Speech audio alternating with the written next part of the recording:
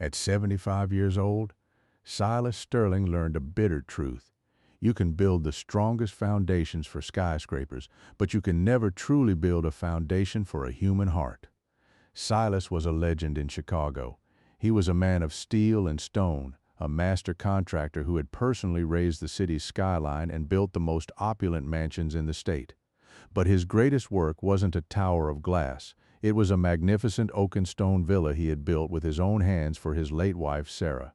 It was a house built on love, a fortress meant to last forever. But when Sarah passed away, the mortar that held Silas's world together began to crumble. He thought he had a legacy in his two children, Marcus and Elena. He had given them everything. $1 million trust funds, luxury cars, and the kind of blind, unwavering trust that only a father can give. On his 75th birthday, Silas sat at the head of a massive mahogany table. But there was no cake. Instead, Marcus, dressed in a $3,000 suit, pushed a stack of legal documents across the table. "Dad, you're getting older," Marcus said, his voice as smooth and cold as polished marble. "You're forgetful. You're leaving the stove on.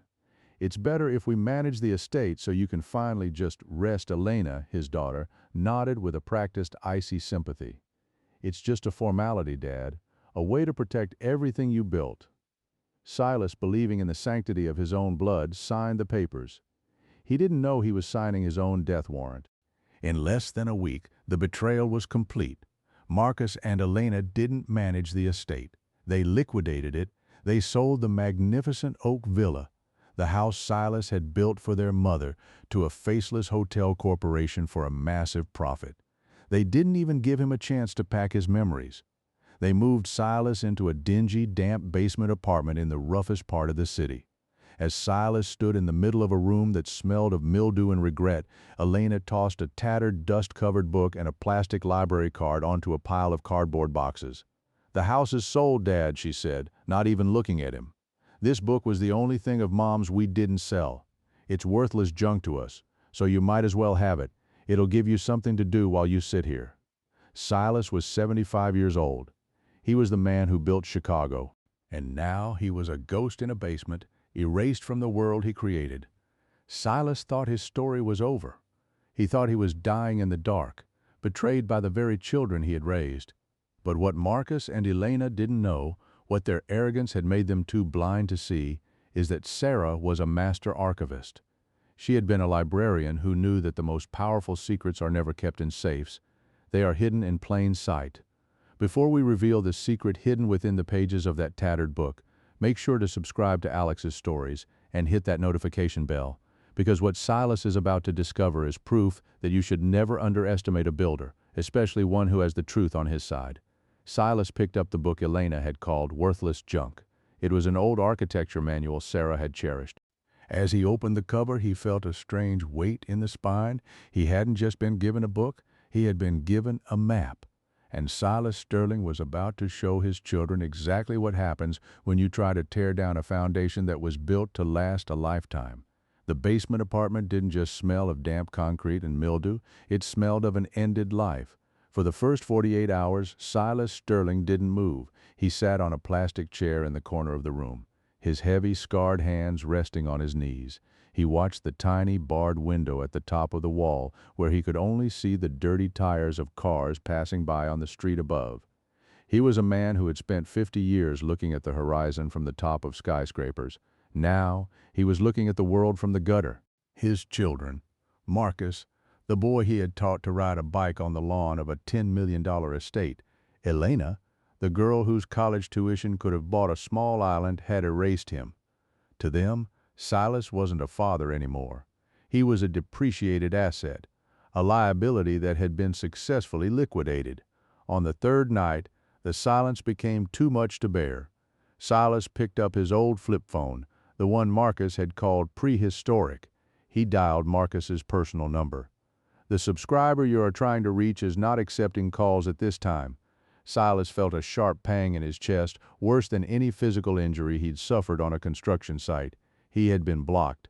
He dialed Elena. It rang once, then went straight to a cold robotic voicemail. He didn't leave a message.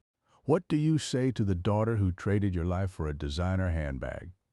He was a prisoner in a subterranean tomb. He had no money, no car, and no dignity left. He looked at the few cardboard boxes his children had allowed him to keep.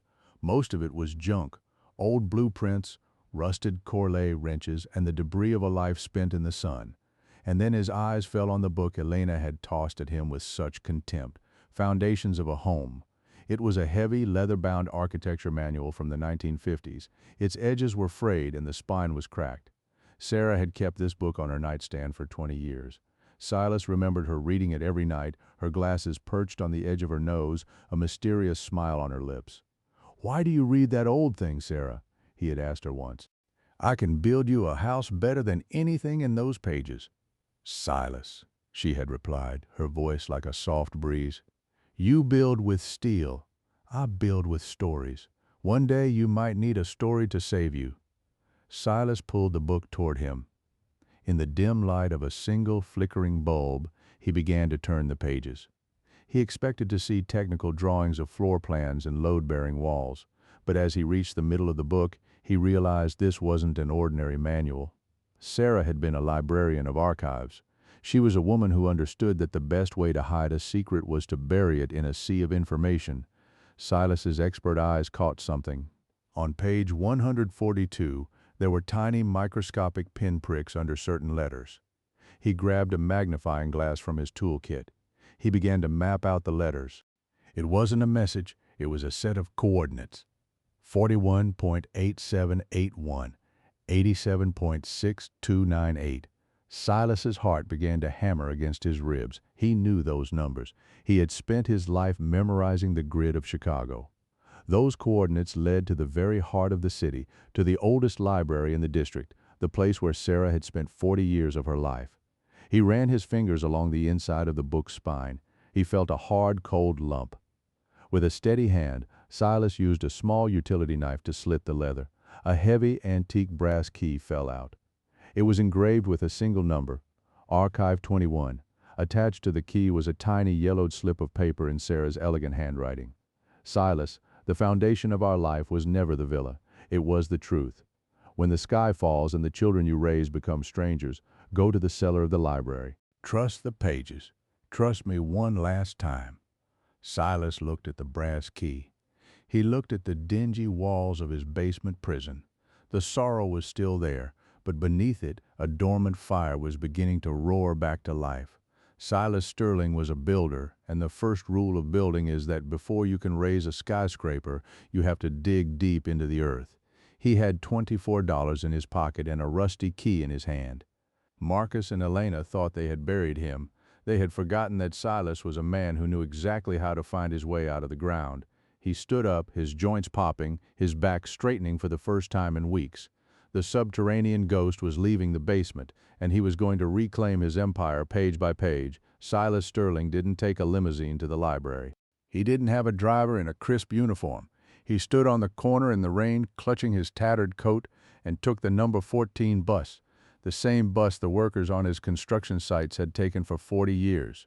As he sat by the window, watching the city he had built blur past him, he felt like a stranger in his own kingdom.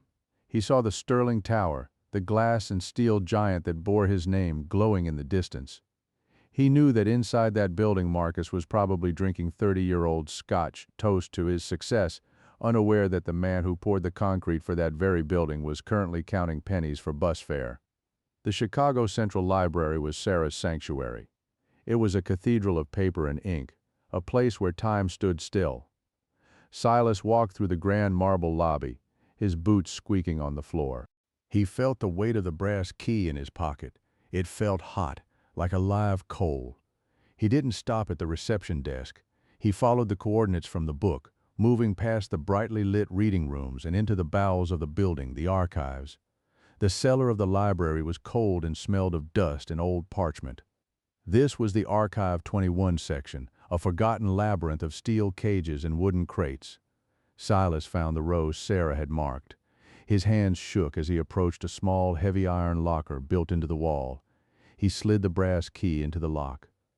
The locker didn't contain stacks of cash. It didn't contain gold bars. Instead, it was filled with meticulously organized folders, ledger books, and a single, small leather bag. Silas pulled out the first folder. His eyes widened.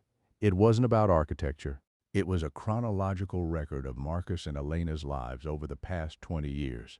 Sarah had been more than a librarian. She was an archivist of the truth. She had seen the rot in her children long before Silas did.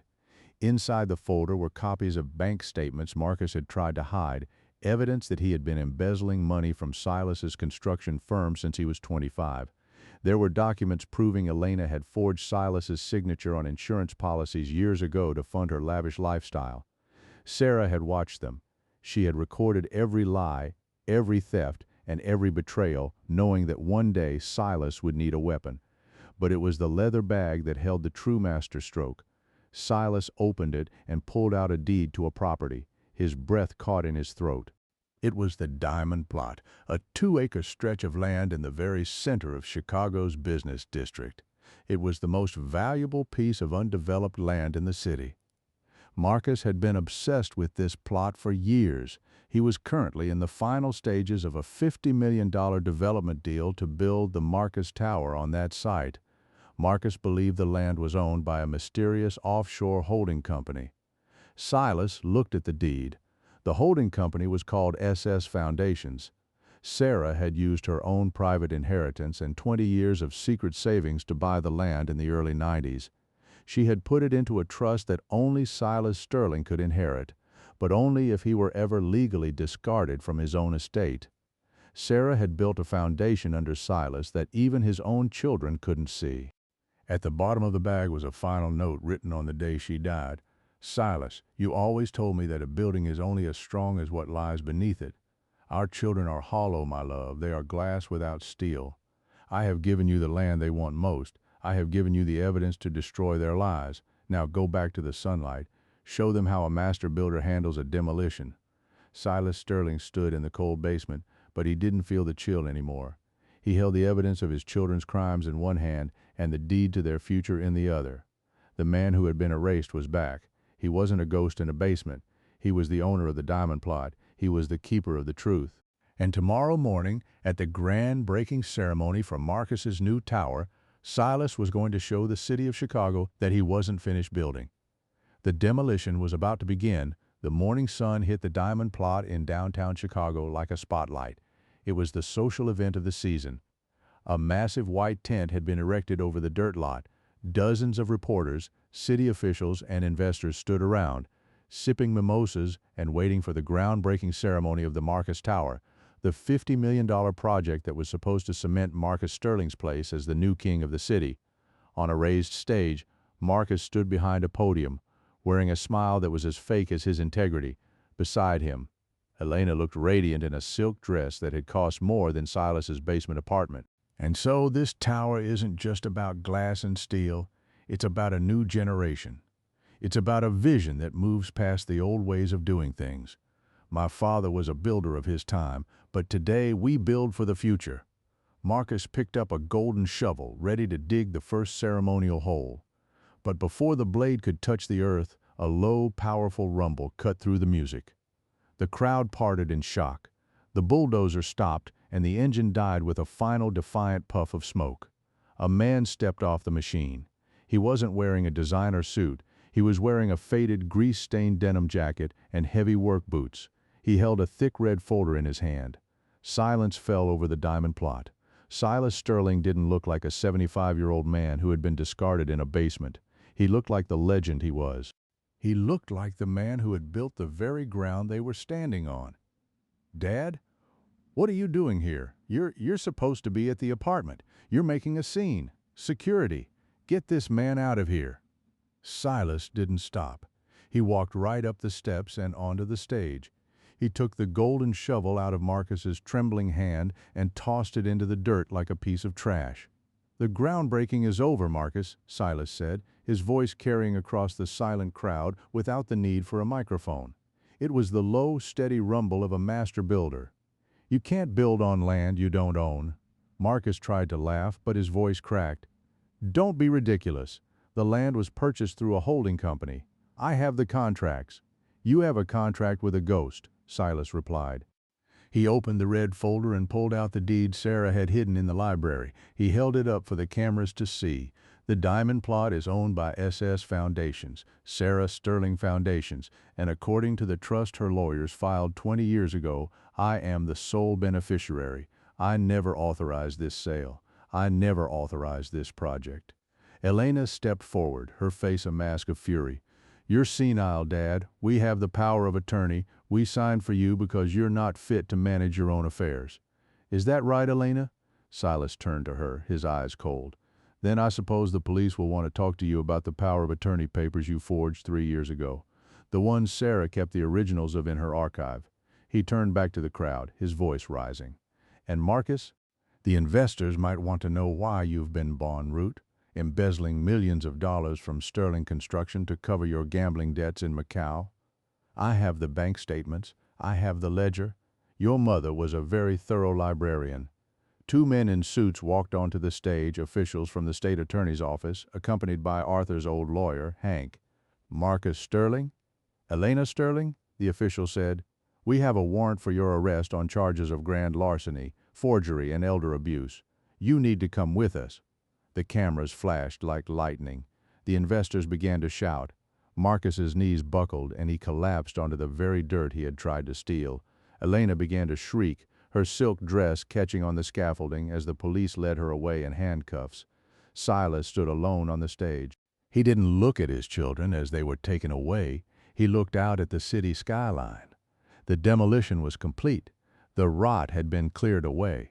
The Marcus Tower was dead before the first brick was laid. Silas looked down at the tattered book Sarah had left him, still tucked under his arm. He realized now that Sarah hadn't just saved him, she had given him one last project. He was 75 years old. He was a millionaire again, but more than that, he was a builder who finally had a clean site to work with, and Silas Sterling was just getting started. Silas Sterling just showed the world that a master builder knows exactly how to tear down a house of cards. He didn't just win back his money, he reclaimed his dignity. He proved that no matter how deep they try to bury you, a strong foundation will always find its way back to the light. Before we reveal the final secret gift Sarah left for Silas and the spectacular way he chose to use his second chance at life, make sure you are subscribed to Alex's Stories. Hit that like button if you were cheering for Silas, and type unstoppable in the comments if you believe that a life built on truth can never be destroyed. Your worth isn't determined by who betrayed you, but by the strength you find to stand back up. Now, let's see how Silas built his greatest masterpiece. 6 months later, the Marcus Tower project was a ghost of the past. Marcus and Elena were facing years in federal prison for grand larceny, forgery, and elder abuse. Their expensive cars were impounded, their designer clothes sold at auction, and their names erased from the social circles they had sacrificed their father to join. They had learned the hardest lesson of all. A skyscraper built on a lie will always collapse under its own weight. Silas didn't go back to the Oak Villa. It had too many memories of the children he had lost. Instead, he moved into a quiet, sunlit penthouse overlooking the Chicago River, a place Sarah had always loved. He had spent the last 6 months doing something he hadn't done in 50 years. He wasn't building for a client. He wasn't building for a profit. He was building for his soul. The diamond plot, the most valuable land in Chicago, didn't become a 90-story monument to ego. Silas used Sarah's secret trust to build the Sarah Foundation Center. It was a beautiful low-rise complex of stone and glass, surrounded by public gardens. It became a sanctuary for retired tradesmen and abandoned elders, a place where they could live with dignity, share their skills with the younger generation, and never have to fear being discarded again. Silas spent his mornings in the workshop teaching young apprentices from the inner city how to mix the perfect mortar and how to read a blueprint. He wasn't just a builder of buildings anymore, he was a builder of people. On a quiet autumn evening, while looking through the very last pages of the old architecture manual Sarah had left him, Silas found one final envelope tucked into the back cover. It was labeled, "For the Master Builder when the city is quiet." Inside was a simple photograph of Silas and Sarah from 40 years ago, standing on the empty dirt lot that would become their first project. On the back, Sarah had written her final message, Silas, I watched you build a city, but I always worried you forgot to build a life for yourself. The diamond plot was never about the money. It was about giving you a site where you didn't have to follow anyone else's blueprints. Don't just build a tower, my love. Build a home for your heart. You've done enough for them. Now do something for you. Silas Sterling was 75 years old. He had been a millionaire, then a ghost in a basement, and now he was a man who finally understood the blueprints of his own heart. He stood on the balcony of the Sarah Foundation Center, looking out at the skyline he had helped create. He didn't feel old, he didn't feel tired. He felt like a man who had finally finished the most important foundation of all. He looked down at his hands, scarred, rough, and stained with a lifetime of work. He picked up his drafting pencil and laid out a fresh sheet of vellum.